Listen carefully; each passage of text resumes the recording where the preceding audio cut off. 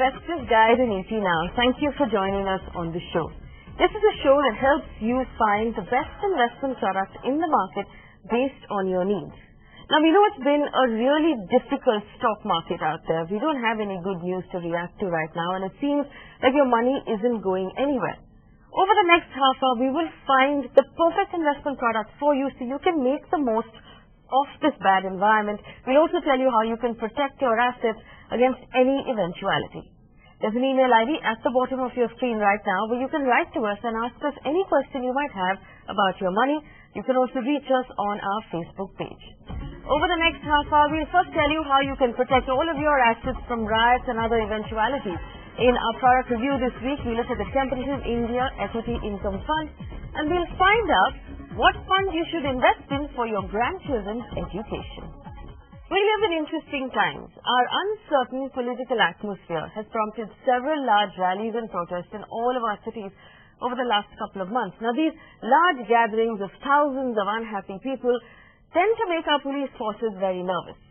But this show is about your money and about your assets. And like we keep saying, it's always wise to be prepared for any eventuality. Did you know there are various insurance policies in the market that can protect your property from any sort of damage that arises from a riot, sometimes for as little as 8,000 rupees a year? Take a look.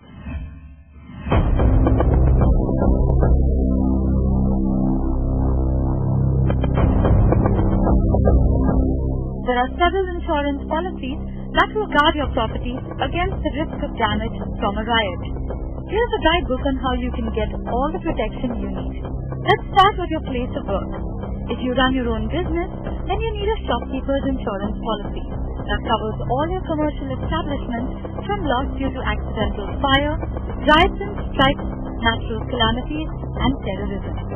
It can also be used to cover merchandise and goods stored in warehouses, as well as risk of injury to your employees.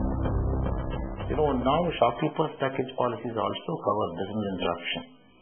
In the event of loss or damage to the shop is not functional for quite some time, the loss of profit resulting therefrom is also covered. The premium on this policy is based on the value of your property.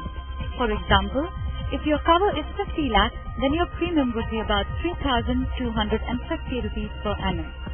You need to submit a description of the property and its contents when buying the cover.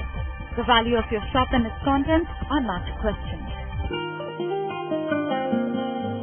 Next, let's look at protecting your home. A simple home insurance policy will cover the structure of your home, and a householder's policy will cover the contents. Remember, you can buy a householder's policy even if you live in a rented home. Householder's insurance covers the basic, perils, which are associated with fire insurance. Of course, then you have what is known as the act of God perils, which are things like catastrophic risks like earthquake. You have storm, tempest, flood, inundation. Then, of course, you have most policyholders take burglary along with the fire cover under the householder's policy. Getting a cover for your home is very simple. You need to fill out a proposal form with details of your property along with its value. The insurance company will then calculate your premium, and you can go ahead and buy the policy. Rupees 60 per lakh would be the kind of pricing which so you increase it with the number of in terms of the sum insured. You can also protect your vehicles from damage in riots with a comprehensive auto insurance policy that covers damage of vehicles as well as third-party liability. You can choose to add a personal accident cover for the driver or passengers in the car.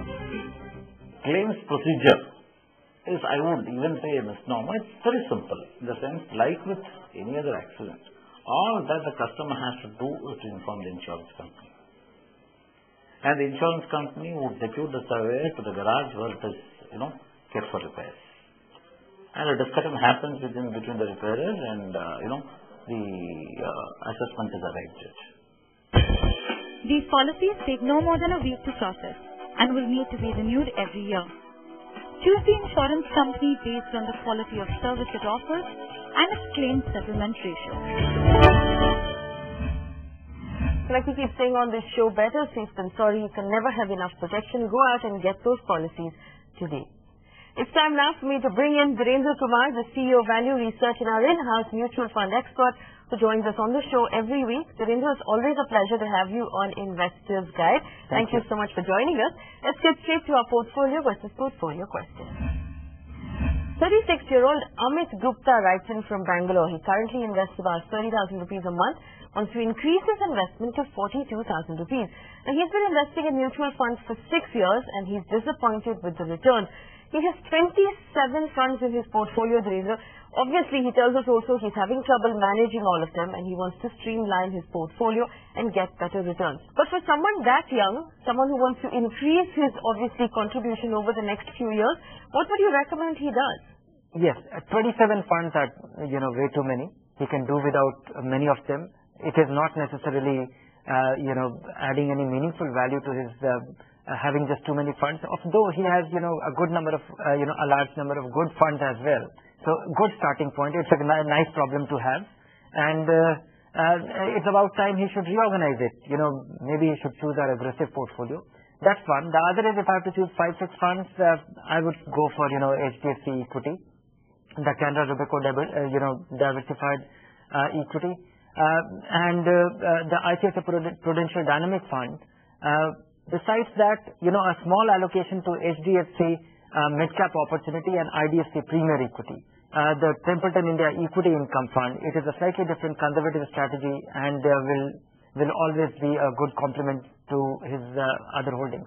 Right, and Dhirendra, he's obviously someone who likes tax-saving funds. He has several tax-saving funds in his portfolio.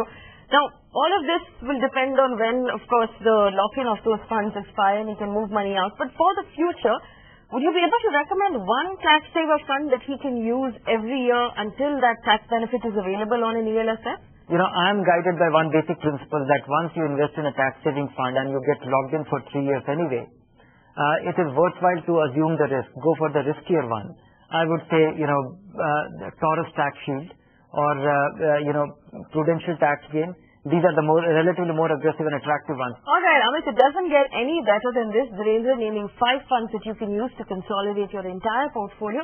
Also, there's one tax saver that you can use to save on tax until you have that ELSS tax benefit available to you.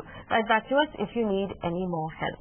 Sanjay has written in, Dhirendra, he wants to know how SEBI's recent changes in mutual fund regulations will impact him as an investor. He also wants to know how much additional service tax he's going to have to pay. Sanjay, in order to make this simpler, we're first going to list out all of the changes that SEBI made, and then Dhirendra is going to tell you how it impacts your investment. Take a look. Market regulator SEBI has implemented a slew of reforms for the mutual fund industry, and these steps will hike up the cost of investments for you and me. Mutual funds that raise at least 30% of their total investment corpus from semi-urban and rural India outside of our 15 biggest cities will now have the option of charging you a higher expense ratio. The maximum expense ratio has been increased by 0.3%. You'll also need to pay an additional 12% as service tax on the fund management fees, which usually amounts to 1% of your total investment. This charge is currently being borne by the mutual fund company. Let's get down to the math. As of today, you're charged a maximum of 2.5% as expense ratio on your total investment. After the increase, you'll be charged a maximum of 2.8%. So on a monthly investment of 1,000 rupees, your cost will go up by 3 rupees to 28 rupees. The new service tax will add another 1 rupee 20 paise, increasing your total monthly cost to 4 rupees and 20 paise on a 1,000 rupee investment. But the charges will be lower on a new direct plan that SEBI is chalking out for mutual fund schemes. This plan will cater to investors who invest directly with the fund house, thus eliminating distributors' expenses. Dhirendra, a lot of investors are also asking now that mutual fund companies are going to be making more money. Will this benefit us as investors in any way? Will this mean our funds will be managed better? Will they make more money? How will that work?